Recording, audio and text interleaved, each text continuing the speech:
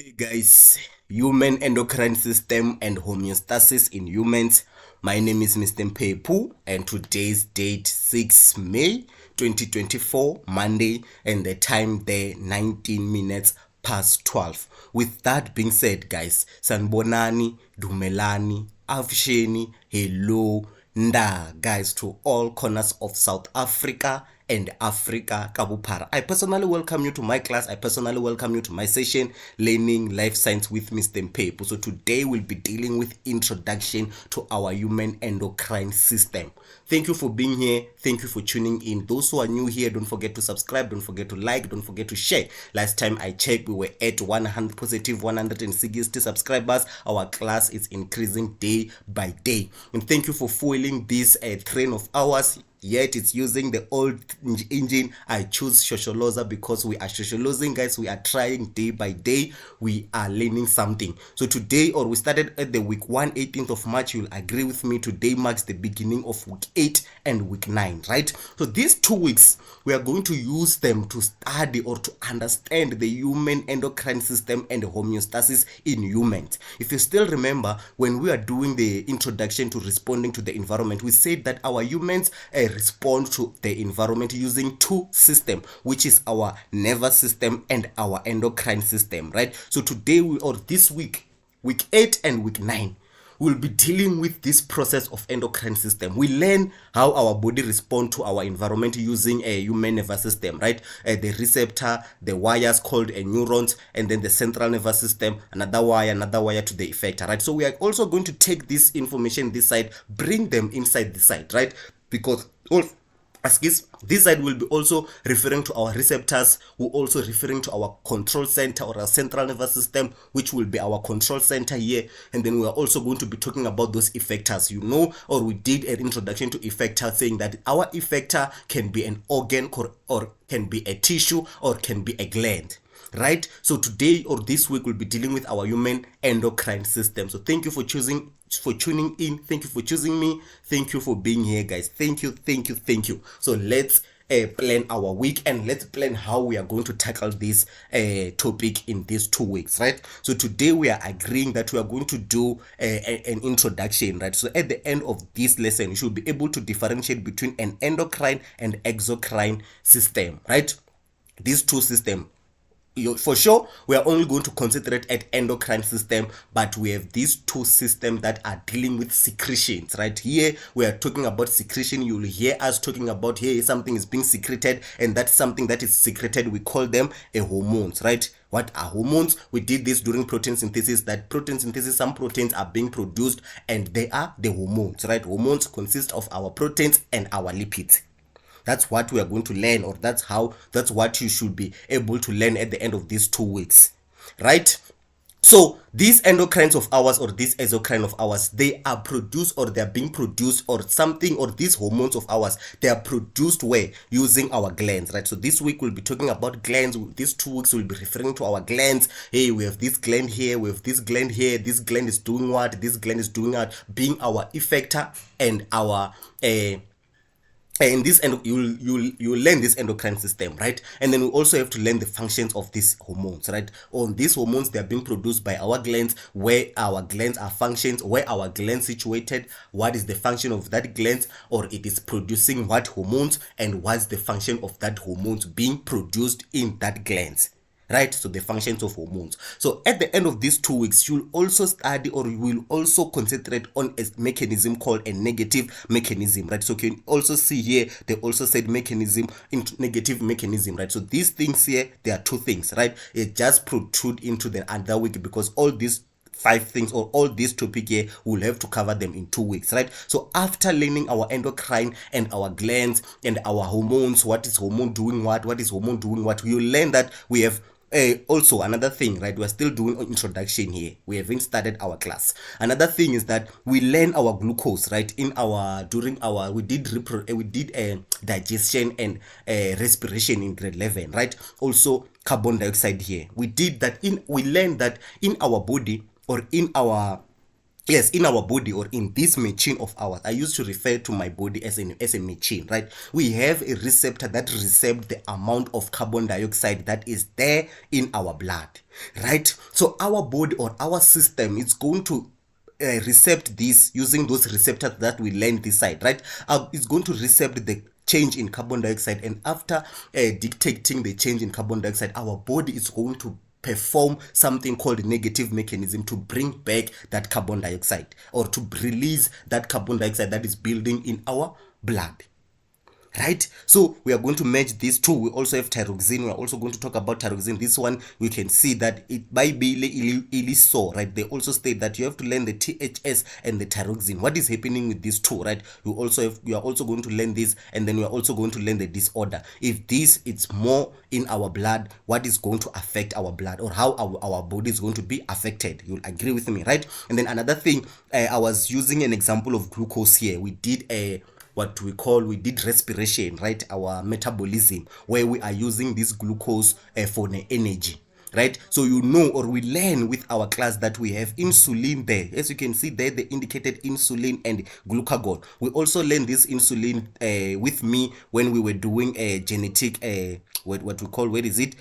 genetic engineering here, right? We learn this insulin, that insulin, it is there in our blood to convert or to influence our cell to take up this glucose and store it in our as our glycogen, right? And then we also have our hormone called glucagon that is going to convert that glycogen back to our glucose, right? So this is what you are going to learn, my friend. At the end of these 2 weeks, you should be able to learn this, right? And then we also know that we have something called diabetes mellitus when our insulin is not, when we have insufficient insulin in our body, and how is that going to affect us? We learn that if we have less insulin, our glucose or our blood glucose is going to go up, right? So we're saying that your sugar level is increasing, right? And then that's where we're saying that you are suffering from a diabetes mellitus. Your body cannot store this glucose. Hence now we use that insulin, or hence now we were studying how we can produce insulin using our bacteria. And that insulin that is produced by our bacteria, we take it and then we inject it to a human being. And then in that process, that human being is going to store that glucose into our glycogen, or is going to reduce the level of glucose in our body.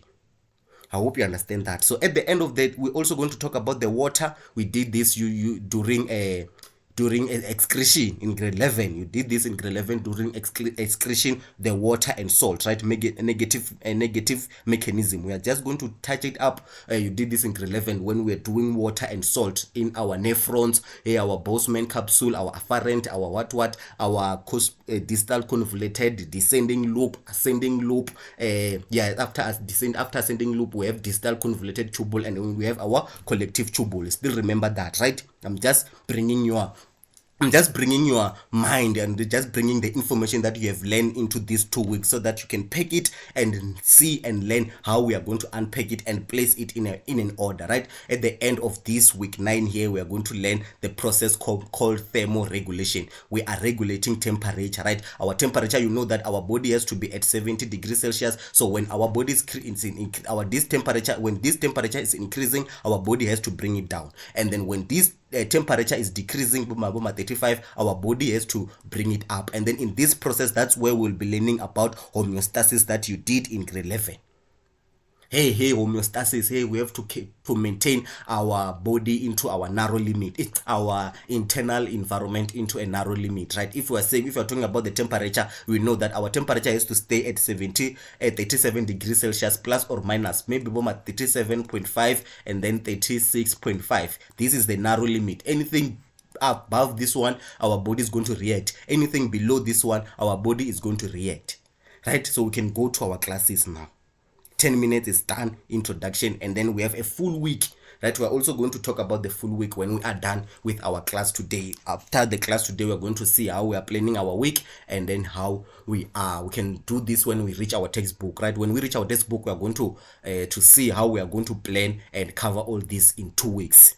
Thank you for being here. So let's go to our CAPS document. Via our text document, we are done with term 2, or this was in 2014, right? In 2014 we were done with week 2. We were now going to move to our week 3, although in this term we are still at our term 2, or in this 2023-2024 education year of education, we are in term 2, right? So thank you for that, understand that, right? So but in our CAPS document, this is what you have to learn in your text document, right? 1.5 week we should be learning the endocrine glands, right? The location in the body, this endocrine glands, right? We have the endocrine system, and then this system is the system that we also use to respond to the environment. This is the human endocrine. I told you that we have a human nervous system, we have a chicken nervous system, we have goat nervous system, and also this time around we have two systems that our body uses to respond to the environment. Now we are going to learn about our second system, which is called human endocrine system. This is the system of human that we use to respond to the environment, right? So this human endocrine system, we have to learn our endocrine glands, right? What are glands, Mr. Mpepu? Before we can even go further, before we tell us what is a gland or what is an endocrine. Let's start here, right? What is an endocrine?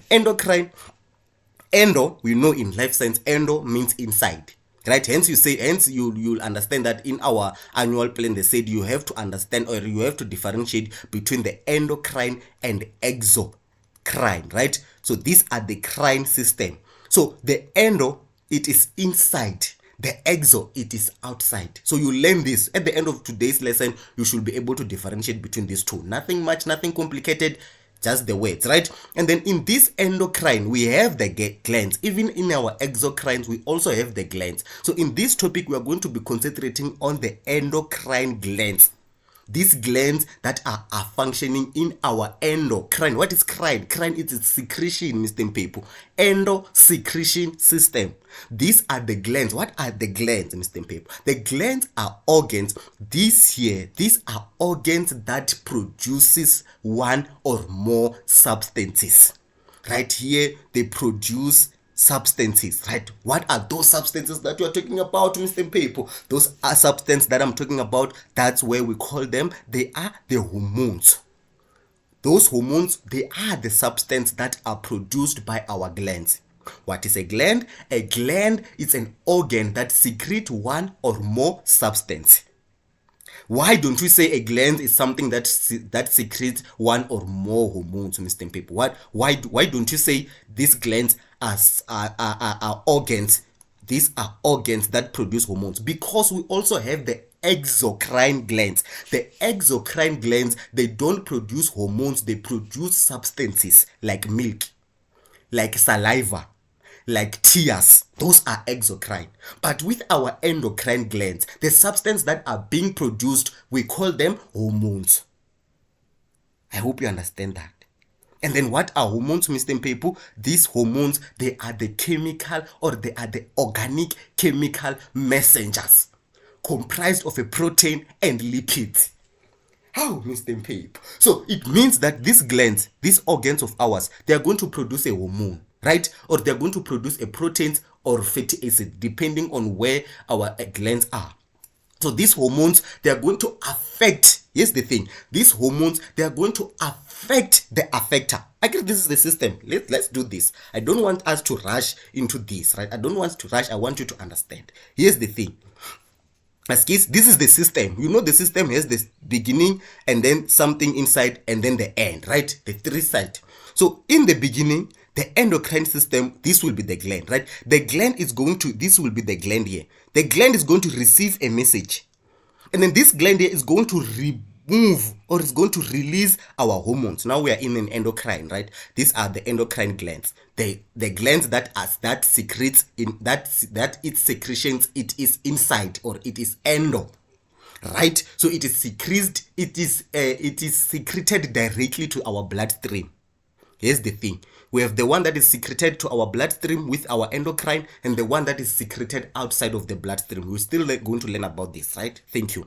So this will be our endocrine glands. So this endocrine gland is going to receive a message, and then this endocrine gland is going to produce a hormone there.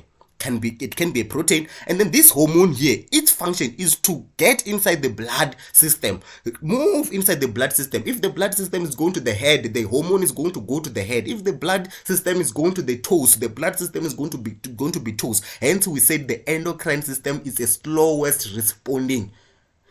When we are responding with human endocrine system, the process is slow, because when the hormones are produced to our bloodstream here, our bloodstream has to move up until it reach that target here. And then the target here, we say this one is then effector. Same with our endocrine, same with our nervous system. Right? It's just in this process we are no longer using those neurons, or those what we call those neurons, or those wires that they are going to detect a message and then send it to central nervous system fast.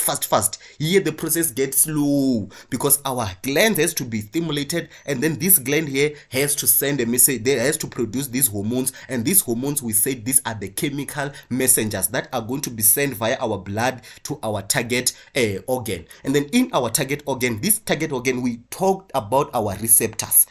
These organs of ours, they have a specific receptors that recept specific hormones. I will use another example here, Mr. Pep. Don't confuse us, Mr. Pep. I'll use another example. We did insulin, right? I love an example of insulin. We did insulin. We said insulin, it is produced by our pancreas. Right? Our pancreas, right? Where is pancreas? Here's the pancreas. Now it's another way. Here's the pancreas. And then is the pancreas, we found that the pancreas is the type, or is the form of endocrine gland, because it releases hormones to the bloodstream. What is an endocrine gland? A pancreas is an endocrine gland because it releases these hormones to our bloodstream. So all these hormones, or these glands that you are seeing here, they are releasing hormones to a bloodstream. Right? We are still going to learn about our exocrine. So let's go on, Mr. Pep. This pancreas here, example is our pancreas. Where do we find our pancreas? We did this when we were doing digestion, and we did this when we were doing another one, digestion, and digestion, right? Pancreas, pancreatic juice, where behind our that leaf-like structure, we say this is the leaf-like structure behind our stomach, right? So this pancreas here, they are going to produce something called insulin. We learn about this, right? So this here will be an insulin. Insulin.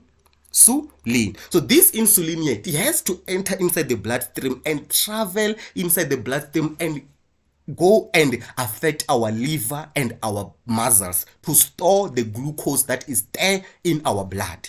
Right? So this insulin is going to enter our bloodstream and go to our muscles or our liver. This one will be our liver, being our effector. In our liver, right, we have the receptor that are going to recept insulin, and insulin, it is secreted into our bloodstream, and it can travel all over our body. But because our heart, let's check an example. Maybe let's just say our mouth, right? Our mouth don't have an insulin, or they don't have receptors for insulin, so they are not going to recept that insulin. Our liver, because they have that receptor for insulin, that insulin is going to enter, or it's going to bind with that liver, and form and cause that liver to absorb and store more glucose, right? So that is the outcome. So you are also going to learn that at the end of this lesson, I want you to have a collective information of what is happening with our endocrine system, what is happening with our human endocrine system, and then after that we can just come and build on this foundation. Right? So let's use another example. But in these endocrine glands, we just only have to learn the location in the body, where are these glands located, and then the hormones that they are secreting, and the roles of these hormones as keys. But we want to learn the location of these endocrine glands, the hormones that they're secreting, and the function. Example, the first one, the first that we are going to talk about, it is our hypothalamus ADH. But we have to learn hypothalamus. We will talk about this when we reach our examination guideline, right? Let me not talk much about this. We have our hypothalamus that produce ADH. Right, as you can see here, they just ADH. This ADH, there's a name, antidiuretic hormone, right? So as you can see, it's not here now at this moment. You don't have to know it, just know ADH. At the later stage, that's where they will introduce what this ADH is, if you don't know by this time. But if you did secretion in grade 11, you know what is ADH is, right? And then we also have our pituitary gland. This one, they call it a master gland, right? This master gland, it produces many hormones, but we are only going to concentrate on 5 of them, right? Which would be number 1, THS, number 2, FSH, number 3, LH, number 4, prolactin, number 5, growth hormone. Growth hormone, we are growing. Prolactin, production of milk. LH, ovulation, you did this. FHH, follicle stimulating hormone. You are going to stimulate those follicles to produce an egg. And then THS, this one is the new one, is a thyroxine stimulating hormone. We're still going to talk about this, right? So another one, another gland there, we have our thyroid gland, right? Produce thyroxine. Funny thing here, give me time, right? We're going to talk about this when we do our examination guideline. Then from examination guideline straight to our textbook and see everything, then we are done for the day. And then they said we have our thyroid gland, right? Thyroid gland is located somewhere in our body, and then the function of that thyroid gland is to produce a hormone called thyroxine, right? And then if you heard me, I said this one is a thyroid stimulating hormone. It is stimulating what? This gland here. Hence we said a pituitary gland is a master gland because it has a potential to produce a hormone that is going to affect another gland to produce another hormone. You get that? So we'll have the receptors that are going to recept a change. We are going to talk about hypothalamus. This hypothalamus is going to stimulate our pituitary gland to produce a thyroid stimulating hormone. This hormone is going to get inside our bloodstream and spread all over our bloodstream up until it reach a gland called a thyroid gland. And in this thyroid gland is going to stimulate this thyroid gland to grow and produce a hormone called thyroxine. Maybe this is a new to you. What is thyroid? What is the use of this thyroxine, Mr. Mpepe? Why are we learning this now? Why are we learning thyroxine? Thyroxine kiona ibereka. This thyroxine is the one that maintains the development of your brain, the movement or everything in your body, the movement of your muscles. Like, let's just say anything in your body is controlled by our thyroxine. If you can see from the development of your brain up until the function of your muscles. The muscles to function, they have to have a thyroxine. Hence, when we have more of this thyroxine, it becomes a problem. When we have less of this thyroxine, it also becomes a problem. That's where now we'll be talking about homeostasis. Sorry, Mr. Paper. That's when now we'll be talking about homeostasis. Or this homeostasis, I did an example of 37 degrees Celsius, right? This homeostasis is the process to maintain a constant, optimal inside internal environment, right? So with this homeostasis, this is the process that our body now, right? This is the process that our body uses to maintain a constant optimal internal environment. For an example, 37 degrees Celsius. The mechanism or the process that our body makes sure that our temperature, it also stays at 37 degrees Celsius. It is a process called homeostasis. You did this, right? So we move on. We learn about a gland called pancreas, and then it releases an insulin and a glucagon. This works antagonistically. You learn about this word previously, right? I told you we have something called antagonistically. When let's talk about this 2 seconds.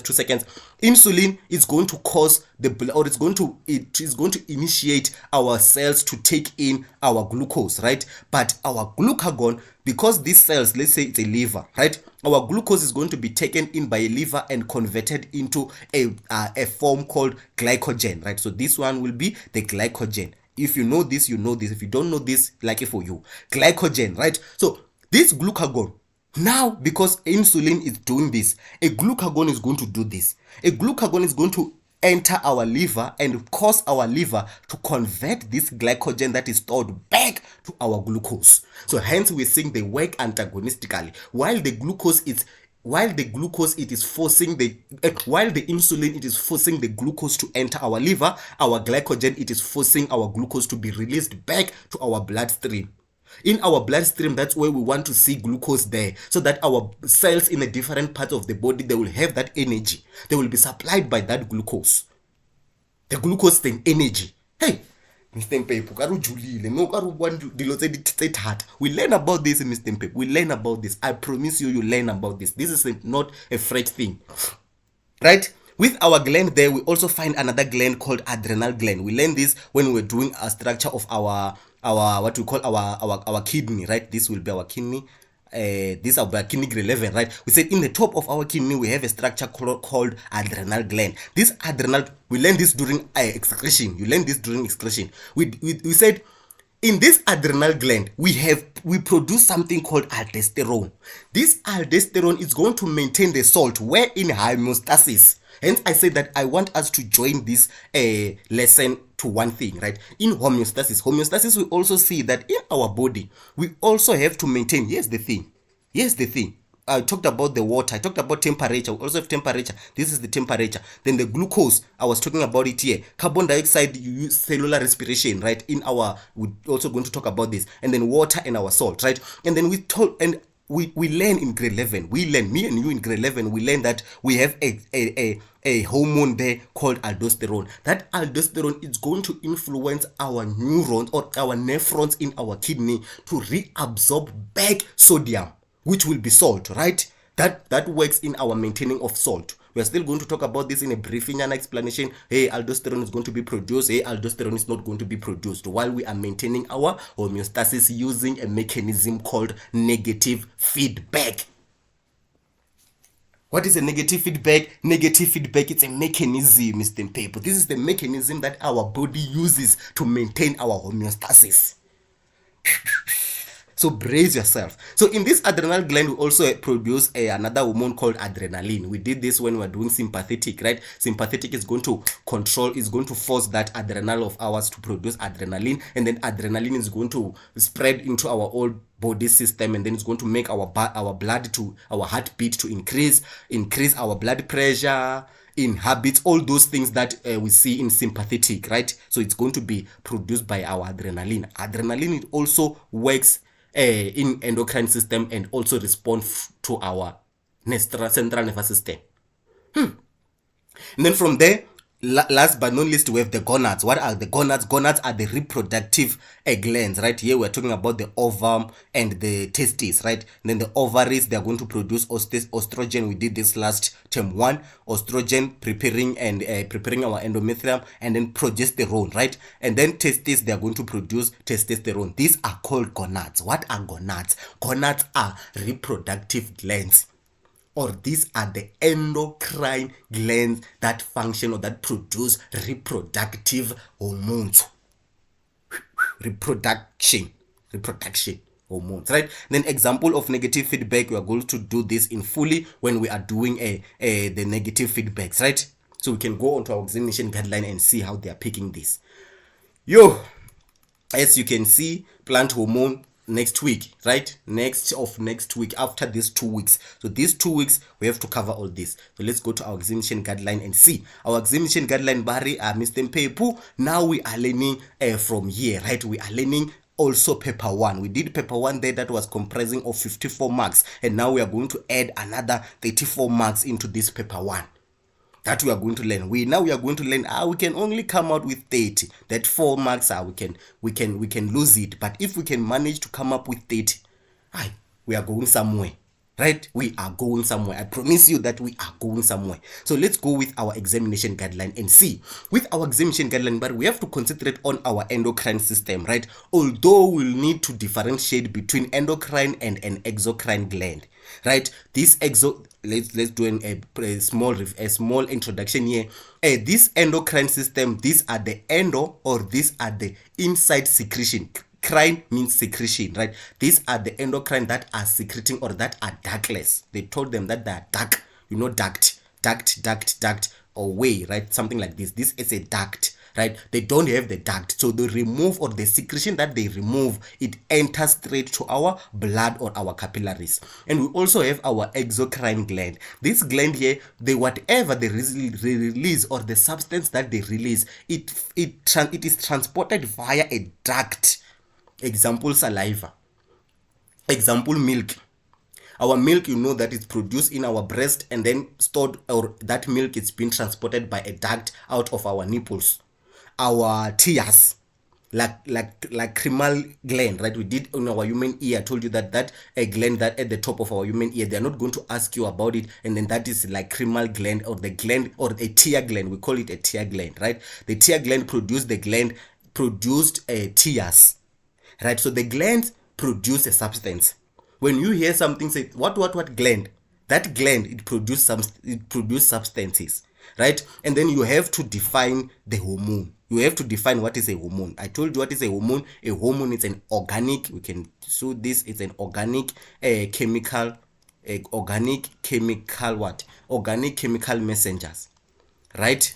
Messengers, they carry message from one point to another. They can carry message from one gland to another gland. They can carry a message from one gland to a tissue, right? So we have the receptor, we have our control system, and we also have the effector.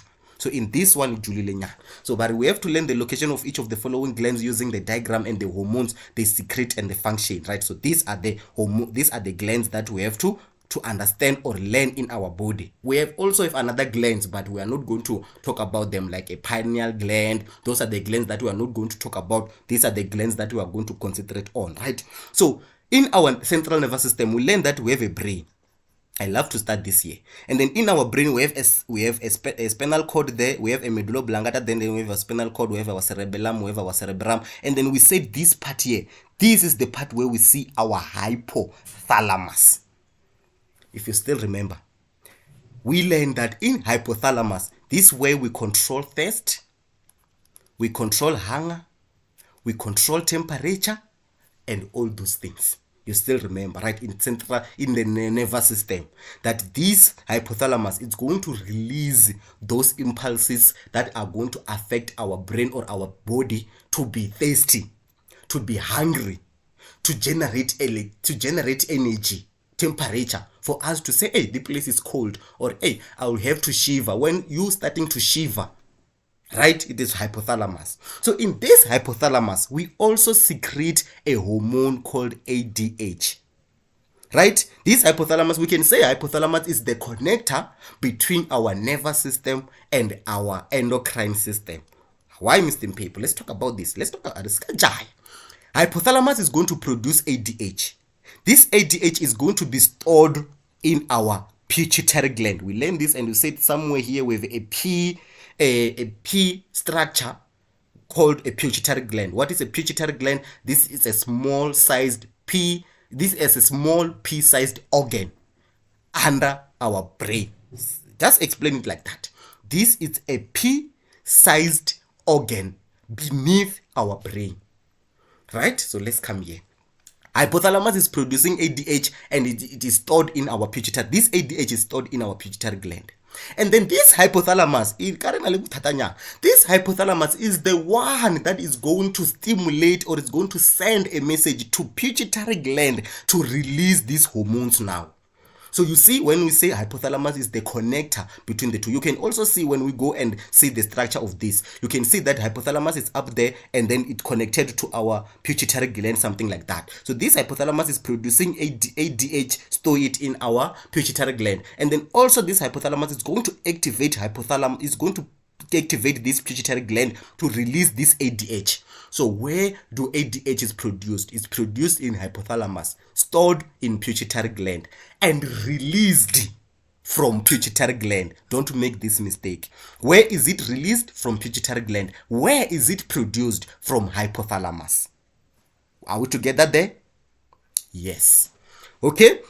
And then this hypothalamus, again, I'm saying this is the connector. So Mr. People, explain that. How is this connecting? Hypothalamus is going to receive a message maybe from cerebrum, right? A central nervous system. And then this message is going to be sent to hypothalamus, or this also another thing. This hypothalamus, they also have the receptors that they can recept the change in our blood blood concentration, right? If our blood has more, you know that we did osmoregulation, that we said that our hypothalamus, that's where we have our osmoreceptors, that they are going to recept the amount of water that is there in our blood.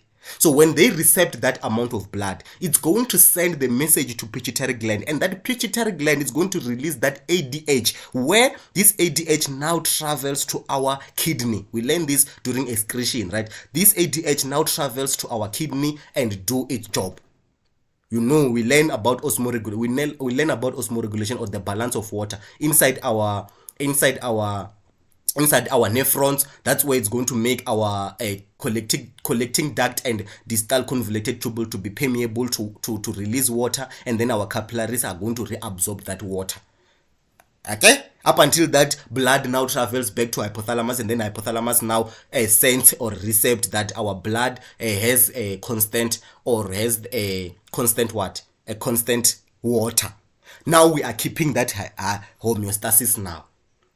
Right? But this homeostasis, this is the process of maintaining a constant internal environment within a narrow limits, despite the changes that take place internally or externally. So whatever, whether something is happening externally or whether something is happening internally, our body has to maintain its constant constant environment. Temperature has to stay 37. Water has to stay at a percentage. You know that our body is made out of 60% of water. So we need to see that water constant. When that water increases, now we are going to have more hypertonic and hypotonic solution when we are doing with osmosis, right? So I told you that this grade 12 class is a third year, or it's a final year class year life science. We accumulated knowledge with our grade 10 and grade 11. Now we are using it here. Now we can be explaining to you what is osmosis, right? So we learned that. So ADH from hypothalamus stored in pituitary gland, and this pituitary gland is going to receive a message from hypothalamus to produce that ADH, right? While producing ADH, this pituitary gland also produce a growth hormone. This growth hormone is going to go to our bones and our muscles for a person to grow, development, right? Simple as that. Those people that we see dwarfism, and we see people that are big, it is because of our growth hormone. When you have too much of growth hormone, what is going to happen? You're going to be too big, right? When you have little of growth hormone, you're going to be small, right? I don't want to name people, or I don't want to use people, but we have they are the public figures, right? Like Butum Dala. I love the guy, by the way. Butum Dala. Butum Dala is short, but is old, right? Problem, where's the problem? The problem is here with our growth hormone. It means that our pituitary gland it produced less growth hormone when he was child, or it came to a point where that growth hormone become limited. When you are giant, where now you are big, now as a grade 12 student, you know I'm big. I can even trap, or I can even move my teacher. It's because that growth hormone of yours, it is produced in an excess. It is produced more. We are done with pituitary gland, right?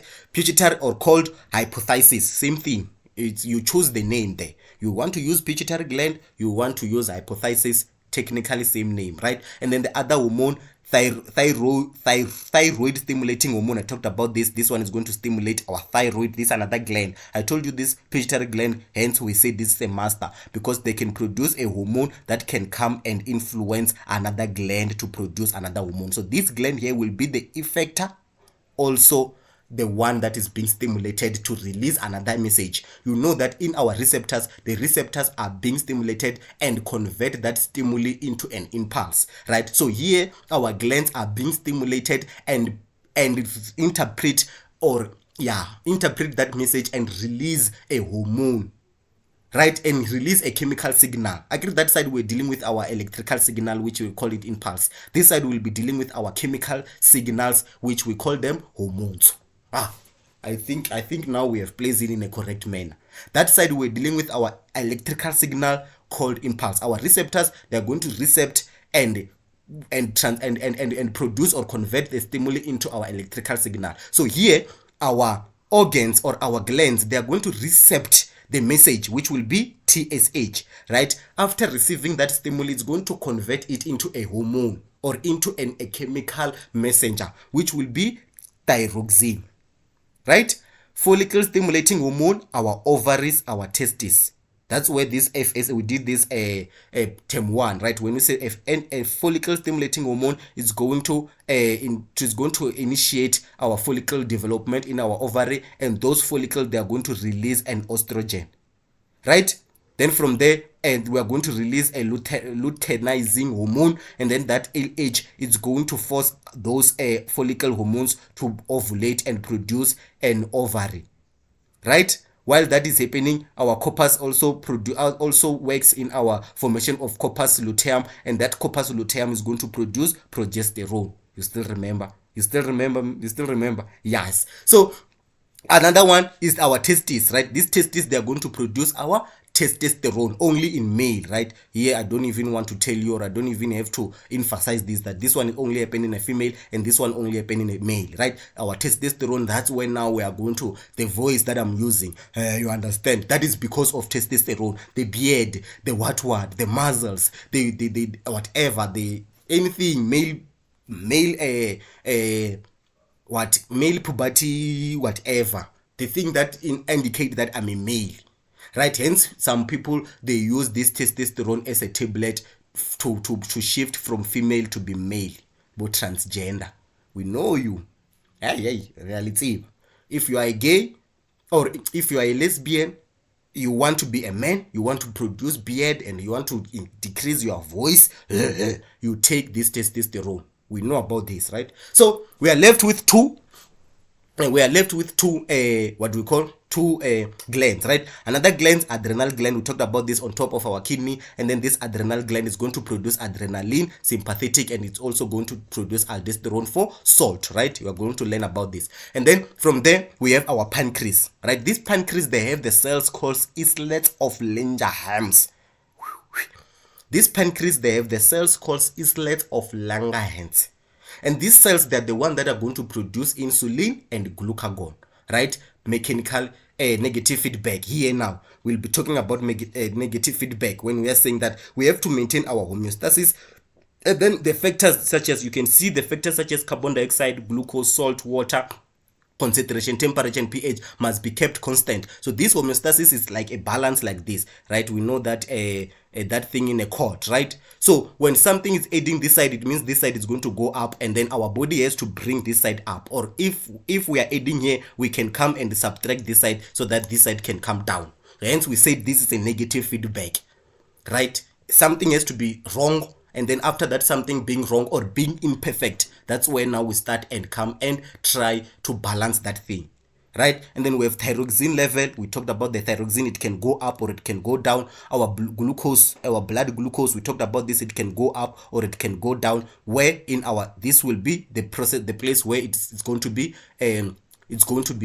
controlled, right? Insulin and glucagon. When our glucose, they start to be chaka chaka chaka, we are going to activate this organ or this gland here to produce either insulin or produce glucagon, depending on the level of our glucose, right? When we have more glucose, we are going to produce insulin. When we have less glucose, we are going to produce glucagon, so that it can convert that glycogen back to glucose, right? And then we have our diabetes there. We talked about this, that we have our diabetes when our insulin, it is not enough, right? So this is this when we reach this next week or during the course of our week, we are just going to be using the information that we are dealing with today, right? And then from there, we also talked about carbon dioxide. We know that we have medulla oblongata. In medulla oblongata, we control the heartbeat and the breathing, right? So that breathing that we are talking about, for you to breathe more, for you to it's because we need more oxygen in your blood. We need to release more carbon dioxide. So in our medulla oblongata and in our core, we call them carotid, if I'm not mistaken, is it carotid or carotid artery, and also aorta. We have the receptors that they recept carbon dioxide and tells your body now, hey, my blood or the blood have more carbon dioxide. You have to release more carbon dioxide, right? Same as when it means that when your blood have more carbon dioxide, it have less oxygen, something like that, right? When we have more oxygen, we have less carbon dioxide. It means that your breathing is going to relax now. But if you have more carbon dioxide, less oxygen, your breathing has to come out. Your breathing has to increase. And then where do we increase that? We increase in medulla oblongata, we increase all over. right? And then we also have water balance. Now in water balance, we'll be talking about that ADH that is produced in our hypothalamus, sent to our pituitary gland, and then in pituitary gland sent to our kidneys, and then come and regulate the water, the reabsorption of water. And then salt, we'll be talking about that aldosterone, where is pituitary adrenal gland here, right? On our aldosterone, we'll be talking about this salt. When we're talking about salt, we'll be talking about aldosterone. So you see that we are all going to take this information, maintain homeostasis. After maintaining homeostasis, how do we maintain homeostasis? We maintain it using a negative feedback. How do we do this negative feedback? This negative feedback, it is a response from our glands. The glands are receiving a message from the receptors, and then while they receive those messages from the receptors, they are going to send a message, or they are going to send a hormone outside so that it can come and perform a negative feedback mechanism. So we can now go to we can pass by our MTG, those glands that I was talking about here. They are located in our MTG. Or can we start here? Or can we start with our textbook? Here they are. Let's go to our textbook. I love the textbook because here they are placed fine, right? We're still going to talk about this. Don't worry. I want to talk about this before our mind shift from this, right? As you can see, I like to divide this. I like to divide our human being a head and a chest and something like that. And then this one will be the genitals down. Are they called genital? Down there, right? Then in our brain, we have the hypothalamus. You can see this is hypothalamus, right? Or the part there that is connected to our pituitary gland. So in our hypothalamus, we produce that ADH, which is called anti-diuretic hormone. We are, something that is going forward, it is going forward, and then anti, it's reverse, right? We can say the reverse. Diuretic, something like liquidy substance, right? Something like when we are dealing with a liquid concentration, how much the water is there. So this ADH, that it's going to be released in a response to how much water is there in our body, in our blood specifically. So in our blood, if the water in our blood is increasing, or we have more water in our blood, ADH is not going to be released.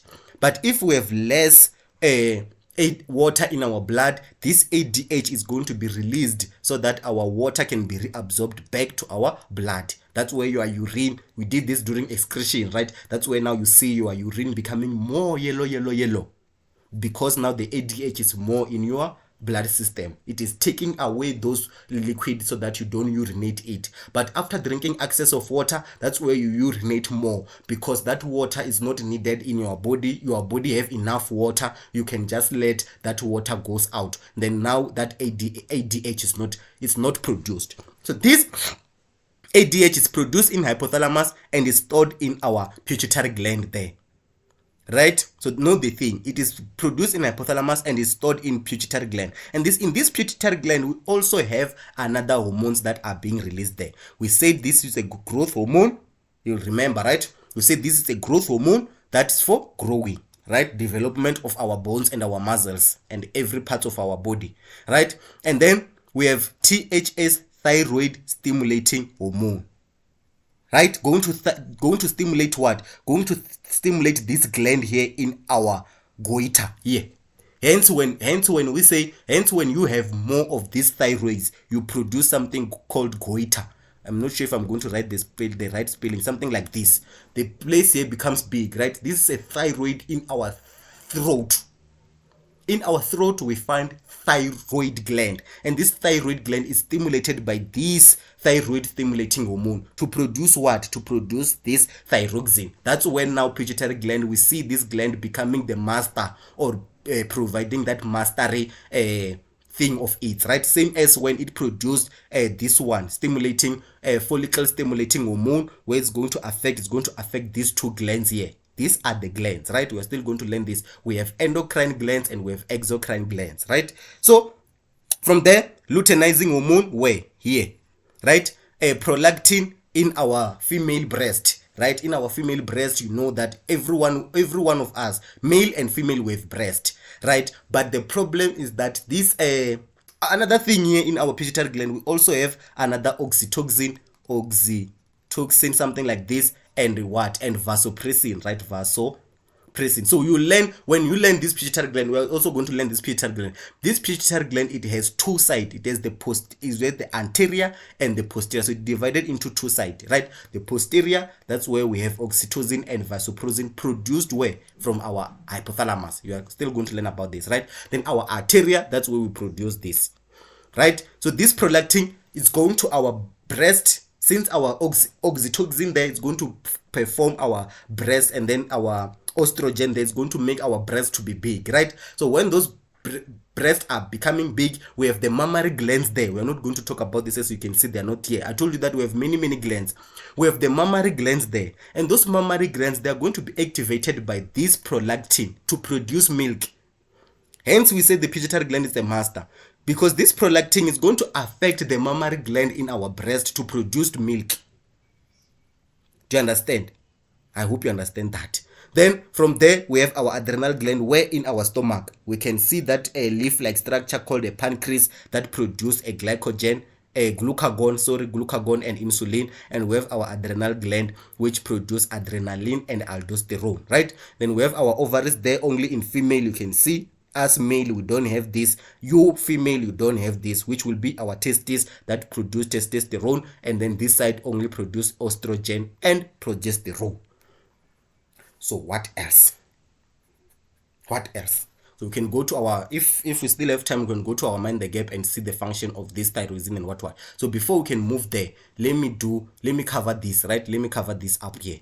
We did everything, now we are done, right? Let's come here and see our plan, our Monday plan. Our Monday plan, Monday we are covering up until here, right? And then Tuesday up until this week, this will be week 1, by the way. This one will be week 1, and then all this will be week 2, week 8. All this up until here will be week 8. So you can see that it will help you to cooperate this negative feedback. When I talk about osmoregulation, it will help you to learn. Oh, we have a negative feedback where we are using osmoregulation. I've talked about this now, right? When I said a negative feedback, what will happen when CO2 is increasing? What will happen when a glucose it is increasing? Right? What is happening? What will happen when a glucose is increasing? What is going to happen? Where? In our bloodstream. We have our bloodstream, right? In our bloodstream, our glucose is, when you are eating sugar. Let's just say we are eating sugar. What is going to happen? Thank you. Our pancreas is going to decrease, is going to secrete insulin. And then that insulin is going to force, or it's going to initiate this glucose to be taken in and stored as glycogen, thus reducing the glucose level in our body. But if a glucose level in our body, it is reduced, it is low, what is going to happen? Our pancreas is going to release a glucagon. Yes, a glucagon. And then that glucagon is going to affect our liver to release that glycogen glucose back to glucose. I'm not sure if you understand this, but let's talk about this. This is what I want you to carry along, because when we reach this next week, we are just going to pass by this, right? We have our glucose here.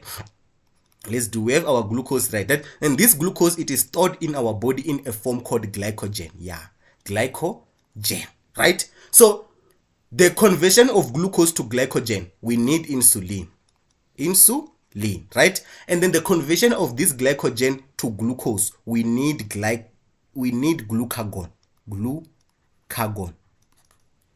right? Hence we say pancreas, they produce insulin and glucagon. The glucagon converting glycogen back to glucose, insulin converting glucose to glycogen. So when we reach this part next week, we'll be just passing, right? I hope you understand that. So let's do this. But chapter 7, now we are doing our book, and then we are done for the day, right? We are done for the day. We have covered everything at this moment. But the human endocrine system and hormones in the introduction, right? Thank you for being here.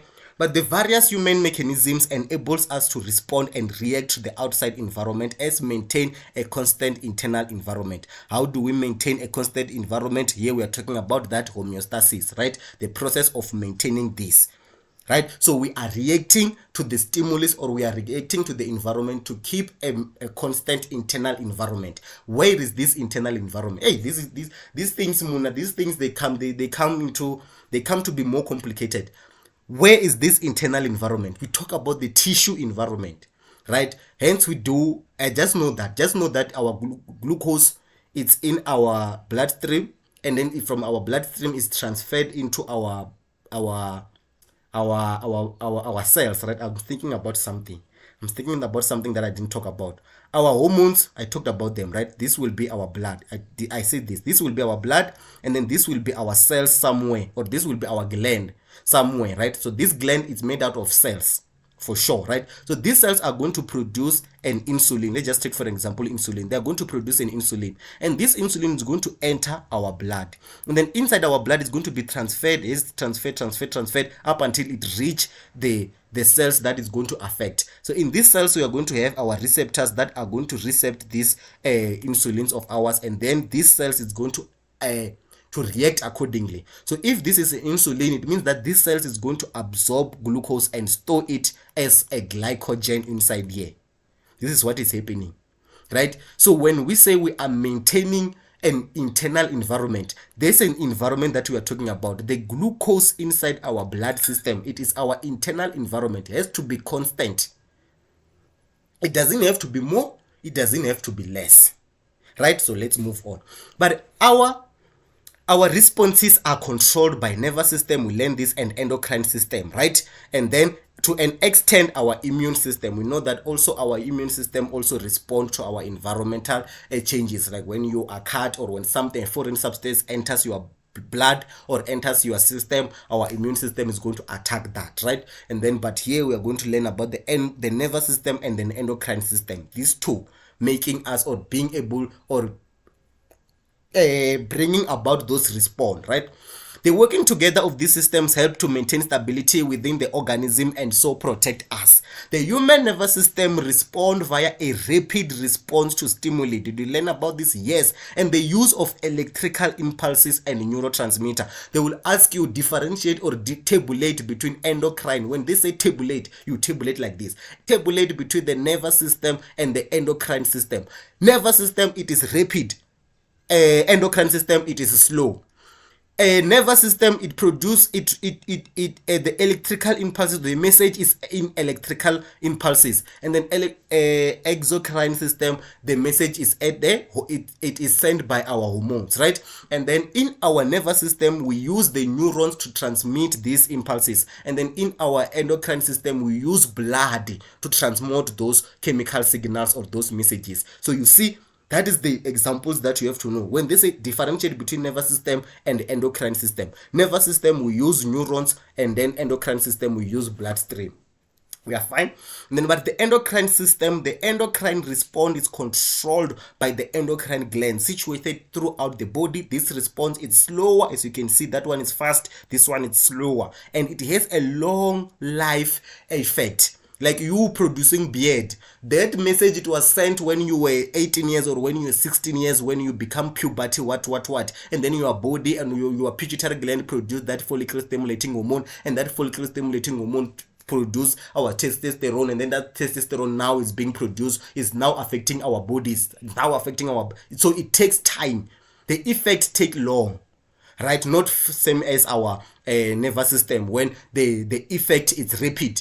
You touch a hot surface, same thing, you are going to release that surface. It means that that effect is going to affect, and then the response is going to be rapid. But in our endocrine system, the response is going to take time, or it's going to be elongated. I hope you understand that. So let's finish this, or let's conclude this. But as the endocrine glands produce and release specific hormones into the bloodstream, yes, hence we say it is slow, because our endocrine system, they produce and release specific hormones into the bloodstream, right? That one we use nerve, and then this side we use a bloodstream, or we know the vessels, right? And then an effector organ is targeted. We have a blood.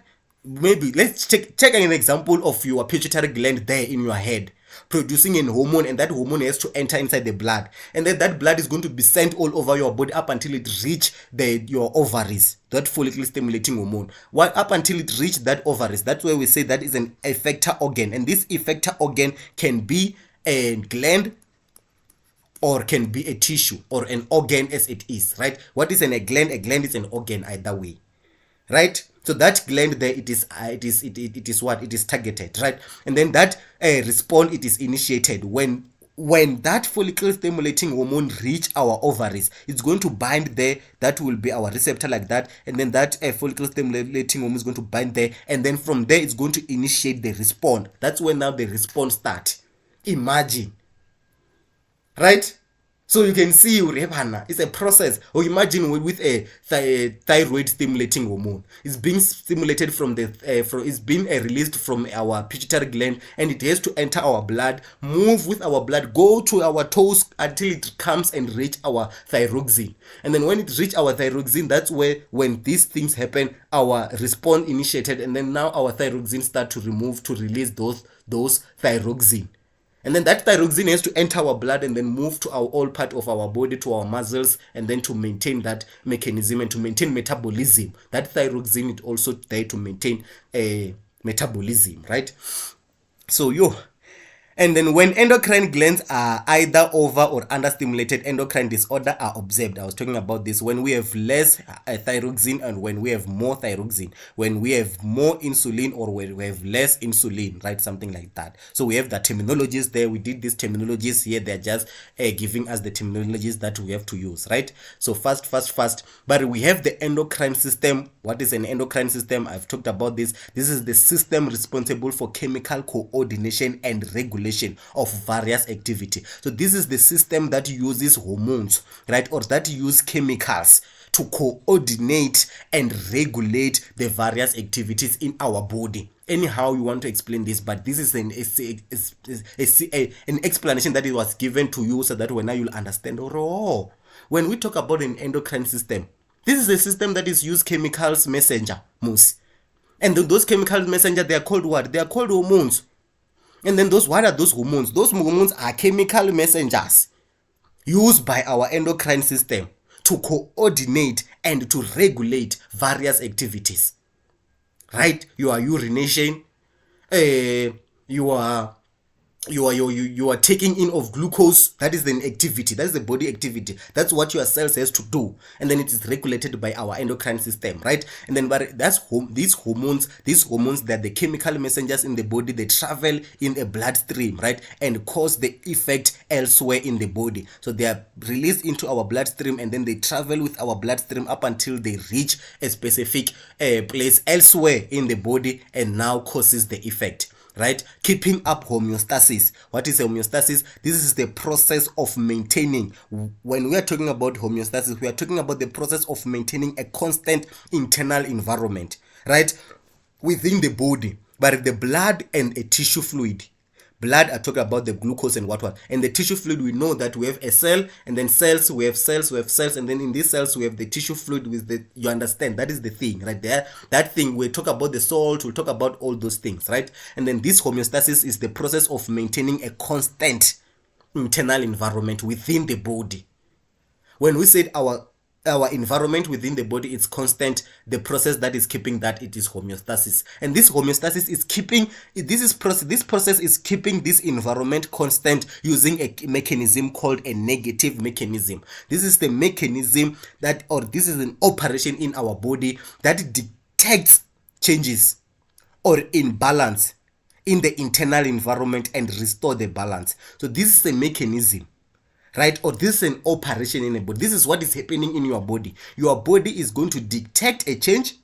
After detecting a change or the imbalance, right? We're talking about the glucose. If the glucose is increasing, your body is going to use a negative effect. It's going to initiate this mechanism, and this mechanism is going to detect that change in this glucose, and then what is happening, or that imbalance, right? And then what is happening, it's going to, this negative effect is going to affect somewhere, and then somewhere is going to affect somewhere up until that balance is restored. Glucose, we see that, the glucose is increasing in our body. The glucose is increasing in our body. And with this glucose increasing, we have to send our message to our hypothalamus. Or if it is detected in hypothalamus, we have to send our message where? Into our pancreas to release those insulins. While those insulins are being released, the glucose is being stored, and then the glucose in our bloodstream is being decreased, and then that's where we are saying we are now performing a negative feedback mechanism. we are still going to learn about this, right? So this one is just terminology that we have to learn. And then we said we will learn about osmoregulation, osmo from osmosis, also thermo from temperature. So this one you can say it's a regulation, and also this one it's a regulation. So osmo, we are keeping our water balance, and the thermo, we are keeping our body temperature balance, right? But there's the control of body temperature to keep it as close as 37 degrees Celsius. So when we say it's at 37, this is the balance, right? And then osmoregulation, to regulate water balance to the internal environment so that our water can stay constant, homeostasis, right? And then with osmoregulation, know about osmotic pressure, right? But a measure of concentration of solutes present in solution, this may determine whether a cell lose or gain. We did this in osmosis, right? Osmosis, we know that the water will move from a high concentration to a low concentration. So if in your cells, if this is your cell, and then the surrounding here we have more salt, what is going to happen? Our cells are going to lose the water and then they shrink, right? So we have to maintain this osmoregulation so that we can maintain our osmotic pressure, so that our cells, they don't lose the salt, they don't lose the water, or they don't lose the solubles inside, which can be salt and glucose there, right? And then another word we learn about this, saying that this process worked antagonistically. It's not the first time you see this word, right? Antagonistically, to work in an opposite ways. When something is increasing, someone is decreasing. Parasympathetic, sympathetic, radial muscles, circular muscles. And then here we are also going to talk about insulin and glucose. Where here, example, insulin and glucose, right? If one hormone causes an increase of a substance, the other hormone will cause a decrease of that substances, right? If another hormone is going to increase something, another hormone will need to see another hormone decreasing that substances, or we can inhibit it. Negative effect, right? We can produce ADH to give back to retrieve water. We can produce ADH to retrieve water, but if we don't have to retrieve water, we are not going to produce that ADH. I hope you understand that. That is also a part of negative effect. That negative effect is negatively feedbacking. You know, a feedback, I send you somewhere, go and give this message to Mang. And then when you go and give that message to Mang, you have to come back and give me a feedback. Or, hi, the message was well received, or the message was not well received. They fought with the message, right? That is when we say a negative feedback, that is when you bring that feedback, I'm also going to bring something to counteract that. If you're going to bring a message to me to say, hi, the message was well received, everything is going to be fine, I'm going to share everything. But if you say the message was not going to be received, I'm also going to release another message again. That is the negative feedback. Understand that, right? And then we have our endothermic, from the word thermic, thermo, right? Thermic, thermo. Then this thermic, this is endo, inside, right? This is what is happening inside. Endo, temperature. So as you can see the word there, but it relates to an organism that generates heat internally through a metabolic process to maintain a constant body temperature. So when as a human being, for you to maintain that 37 degrees Celsius in your body, you are going to release endothermic. Your body now has to increase metabolism. That's when now you start to shiver, right? Endothermic. I hope you understand, or I hope you get that. Then from there, but hi, Mr. Mpepu, tell these learners that we also have to talk about vasoconstriction or vasodilation. Vaso means vessel, right? From the blood vessels there. Constriction, we learn about this word, means narrowing, right? And the dilation, we learn this when we are doing a human eye, it's becoming big. So our blood vessels, they are widening. We said the vaso there means blood vessels, right? Vasodilation, our blood vessels, they are dilating. Vasoconstriction, our blood vessels, they are constricting. We are going to learn this when we are doing thermo regulation, right? And then evaporation, you know what is evaporation, the state of when the water moves from liquid to a gas, right? And then with that process happens with our thermoregulation, where in our skin, we're still going to talk about this, that our skin produce sweats, right? You know this. This is the beauty of life science. Everything that we talk about is happening in your blood, in your body, right? You know that your body produce sweats, and then when that sweats evaporate, that's when you cool down. Right? When you are exercising, you produce sweats, and then when that sweats evaporate, that's when you feel that cooling moment. Right? That is how our body, or that's how our skin cell it's maintaining this 37 degrees Celsius. If the temperature is increasing, our body has to release those sweats, and those sweats, when they are evaporating, they are what? They are transferring the heat. But this is the heat loss when a sweat changes into a water vapor on a surface of the skin, right? Evaporation. You will understand or you agree with me, right? Evaporation, we are losing that heat by the process where the sweats, we're still going to learn the process where the sweats are being produced, and then after being produced, they have to evaporate. After evaporating, that's when your body is going to cool down, right? And then we also have another word there: conduction and convection and radiation. Conduction, from the word conductor, right? We learn the conductor. Conducting means that we are transferring a heat between objects which are in contact, right? A tapo, a wire yamtlakas, it conduct electricity. It means that it's transmitting an electricity connected, right? Here, when we said conduction, we are going to refer this as a heat being transferred between the project that are contact, between the object that are contact. When they are not in contact, we say that heat, we say that it's a radiation. But this is a heat transfer between two objects which are not in contact, right? When they are in contact, the heat being transferred between the two, we say that it's a conduction. But when they are not in contact, like this heat here is being transferred to this heat here, we say that it's a radiation.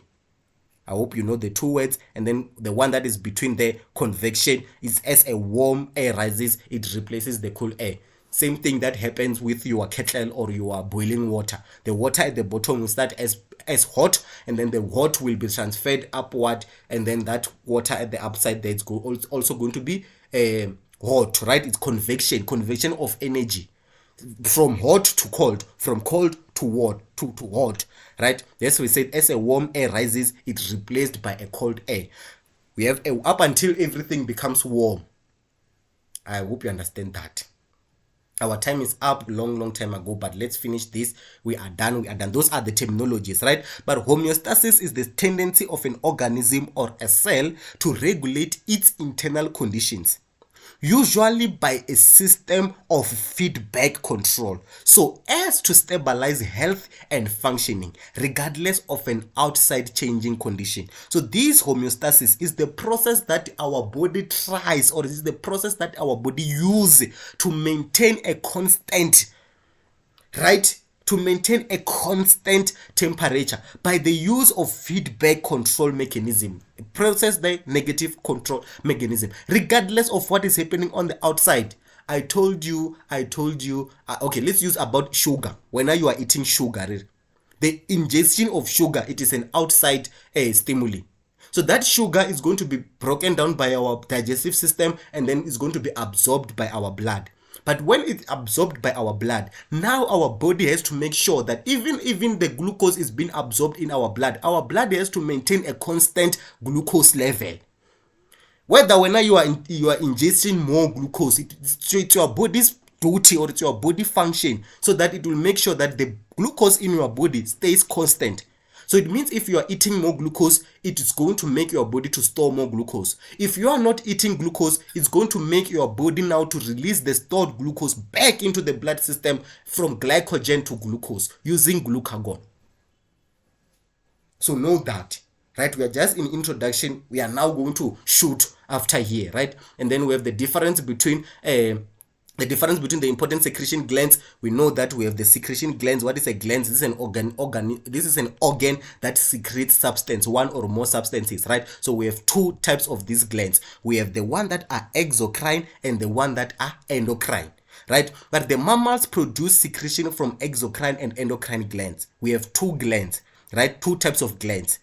Now we are dealing with endocrine glands with an endocrine system. Endocrine system using endocrine glands. And we also have exocrine system using exocrine glands.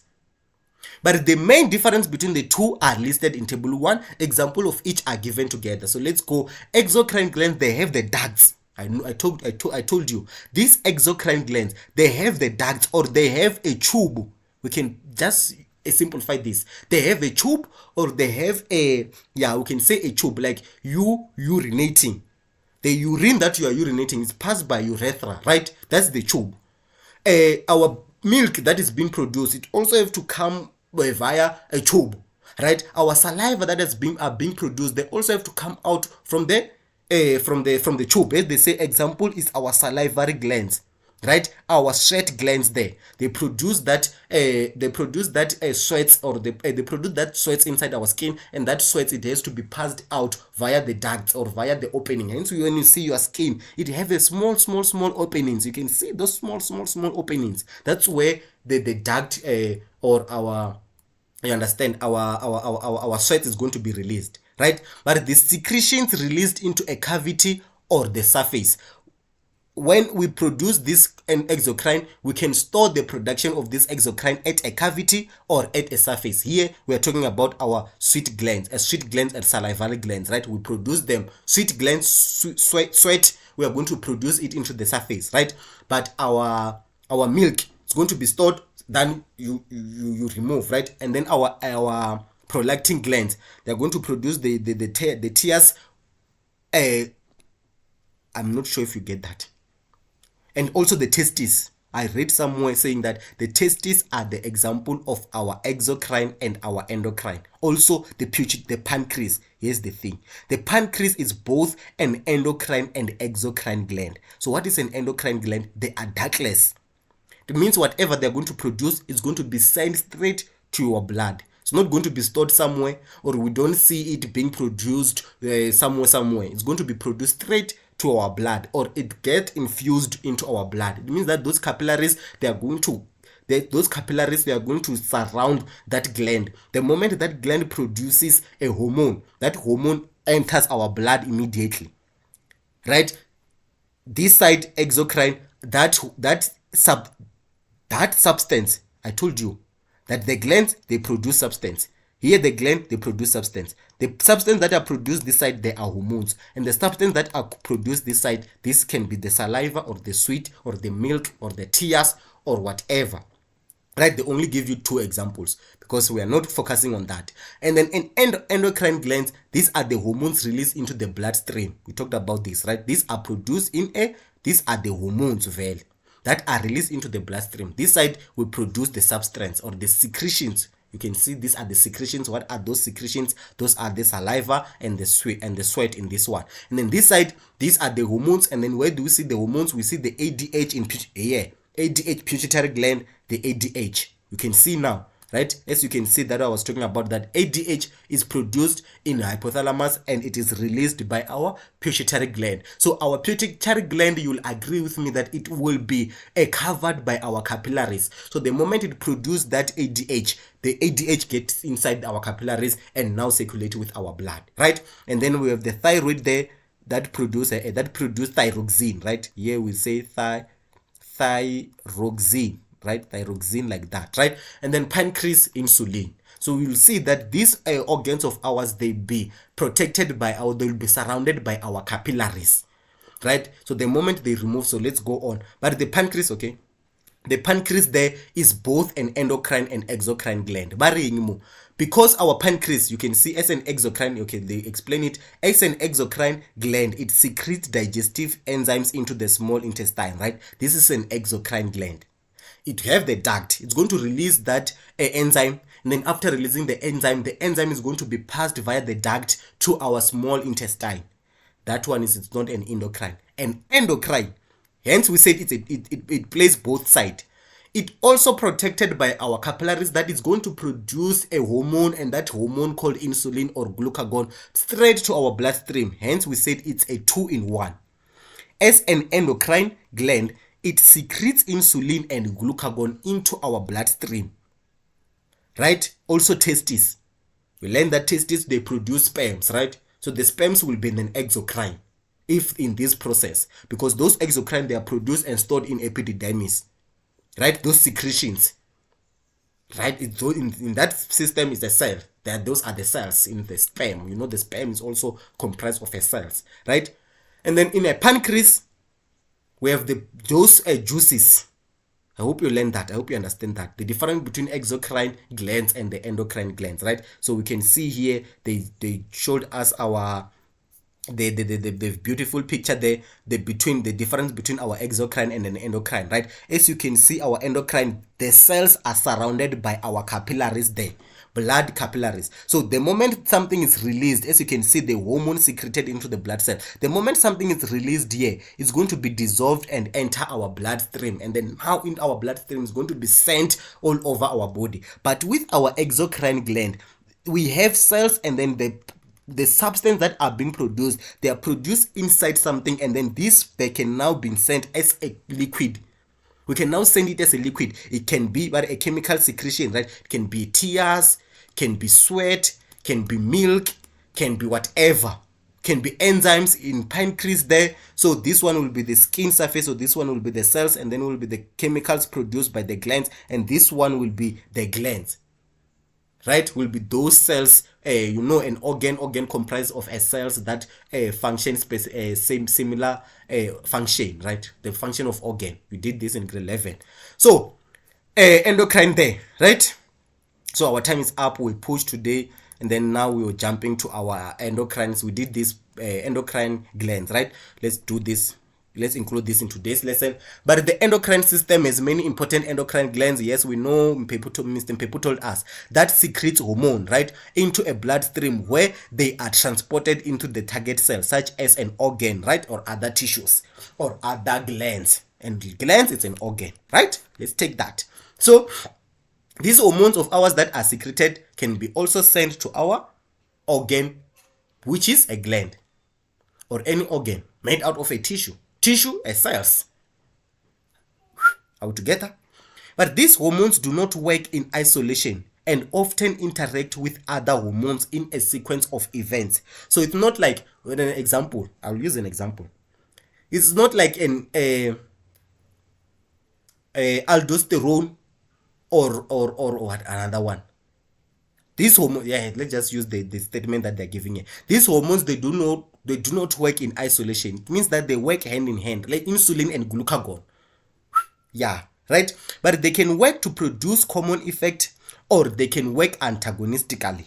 Right? We learn about this. We can have another hormone that is sent somewhere to do something, also another hormone sent somewhere to also do the same thing. Right? You can see that we have a hormone that is going to be sent somewhere to do this specific function, and we also have another hormone that is sent there to do a same specific function there in that same particular organ. Right? We have thyroxine. That thyroxine will be sent to our muscles so that our muscles will function metabolism, or something like that. Right? So what is hormones there? But hormones are organic compounds. We learn this. Hormones are organic. It means that they are produced organically. It's what the body produces. This is what the body produces every day, in and out. Our body are producing these hormones. Hence we said organic, right? We can produce, hence we can synthesize hormones. We talked about the steroids, but sorry guys, the Punisher, right? And we learned that Punisher said that he was inserting, or he was hormone, steroids, right? Those are the hormones. That hormones, they are going to the muscles, and then inside the muscles they are going to force maybe the storage of fatty acids, or the storage of muscles, or the activation of those muscles, so that those muscles can pick up more fats. Something like that. This is what we are learning, right? These hormones are the organic compounds that act. They're acting as a messenger. So when in the body, right? They're acting as a messenger in the body. So when you inject a steroids, or when you inject a synthetic hormones, you are injecting a message, right? You are injecting injector. You are injecting yourself with a chemical messenger. That chemical messenger is going to send in your bloodstream, send to your body, and then function something. Testosterone, right? Estrogen, progesterone. Those hormones, we can synthesize them. Insulin. We talked about insulin very much. We even learned that we can even take the gene, insulin, insect it into the bacteria, and that bacteria produce insulin. We take that insulin, we inject it. We are fighting diabetes. We learned that with me. You learned that with Mr. Pape, right? So let's finish this. We are done, guys. Our time is up. I'm also tired. But those hormones are proteins, with some being steroids, right? Lipids there. So can be protein or fats. right? Our hormones can be proteins or can be fats or can be both proteins and fats, right? Depending on where they are produced and what function they are being produced, right? So, but they are only needed in small amounts and they give a more lasting response than a nerve response. So hence you find that our insulin, those who do injection, they only need one injection maybe per day. I'm not sure how that works, if maybe they inject them every day or they inject them in a specific time, but they only need a small dose nyana, a small, you don't need a whole cup, you only need a small dose nyana, and then you are done. Your insulin is in, now your insulin is functioning properly, right? So it needed in a small amount, but it has a long lasting. Where now by just injecting that small insulin in your body, you are now prepared for the whole day. You can now eat juice, you can now drink, you can now do your daily job while your body now is being able to take that glucose back to your, store it into our glycogen. Are we together? And then hormones may be over secreted or under secreted, resulting in a disorder. We are going to talk about this. Hypo means low, right? We are going to talk hypo, what, and hyper, right? Hypo, less, hyper, more, right? When we have less those hormones, we are going to have our body disturbed because we are now not longer maintaining that homeostasis, right? For an example, insulin. When we are producing less insulin, it means our body is going to have more glucose in the bloodstream. Hence your sugar, now we say that you have a sugar, right? When we produce more insulin, what is going to happen? You are also going to be fatigued because now your body or now your cells, they no longer have enough glucose to be sent and use the metabolism. Every glucose that glucose that you take in, when it is being stored, when now we it means that insulin now is produced in more numbers. When now you are not using your insulin, your glucose. When you eat your glucose, when the glucose, after that, you will have an energy for 2 seconds, then from there you are tired, right? You eat your breakfast, then 2 seconds you are tired. You understand, because that you have more insulin in your body, and then insulin is converting glucose more to your glycogen. Your cells now end up being a shortage of glucose.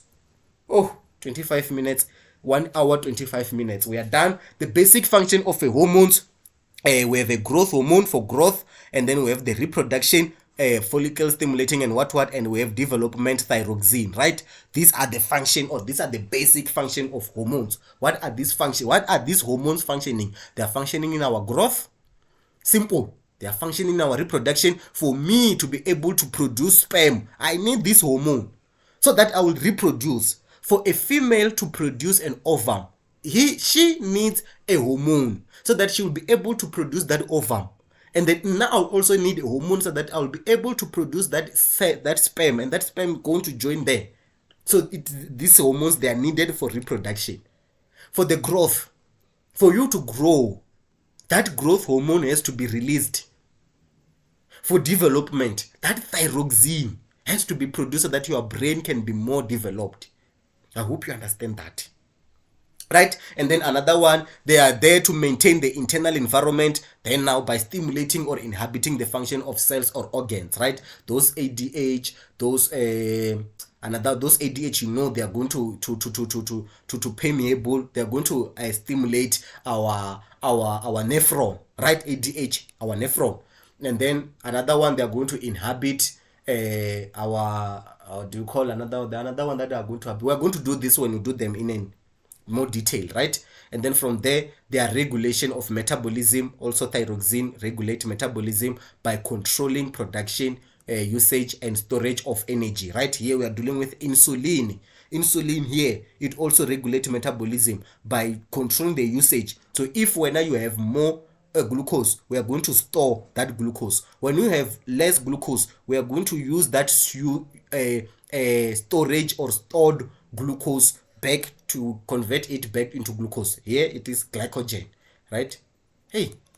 Glycogen, right? Then produced by glucagon. This one sending to glucose. So this is the thing. So all in all, these are the hormones that are maintaining that metabolism, right? They are controlling the production, they are controlling the usage, and they are controlling the storage of energy, which is a glucose.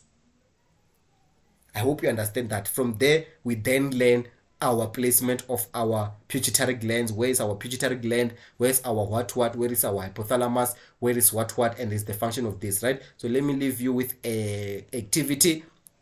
Let me leave you with an activity. Tomorrow we'll be doing this activity, and then we then we move on, guys, with this spirit, my guys. Activity 1 does go when tell me the endocrine glands and their hormones, right? The number A there, number B there. What is this gland here, and then what is this producing? What is this gland here, and what is it producing? What is this gland here, and what is this producing? What is this gland here, and what is it producing? What is this gland here, and the production of that? And then what is this gland here in female there, and this one in a male, right? Not in the same person like that, but for our study purposes, we are going to place them like that.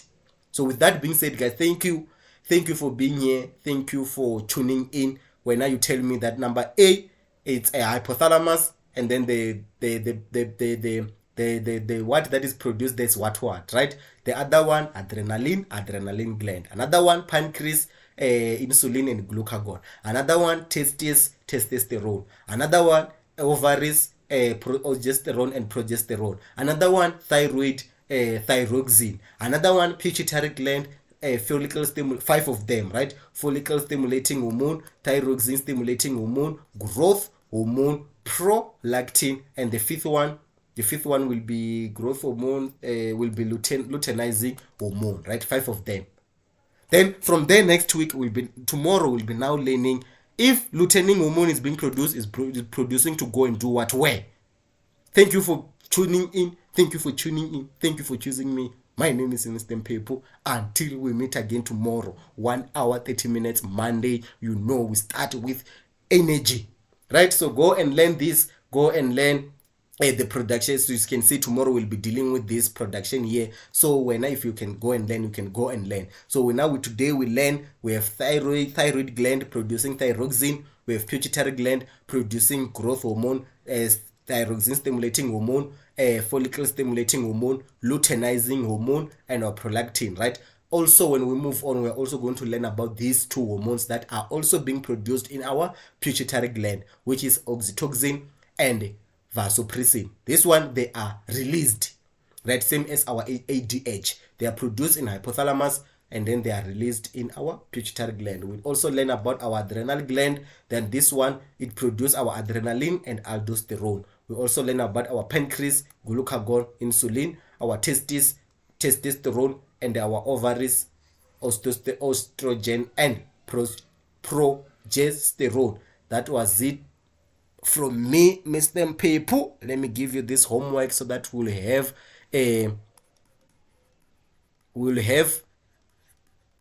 homework when 06. Who knows, maybe someone is moderating these activities and want to see that each and every day do you have an activity. Yes, each and every Monday we do an introduction, structure and function, and then there we do an activity. This is the structure and function. Thank you. Until we meet again tomorrow, guys. Let's meet again tomorrow. Sorry for wasting your time. Thank you for wasting your time. My name is Mr. Mpepu. Until we meet again, if you know better, you will do better. Sharp. Peace. Khutsonga ibelilina, mulalo kha ube na batho bote. Thula kube nani, kurula kube na ngwina all over South Africa. Peace. Yahamba.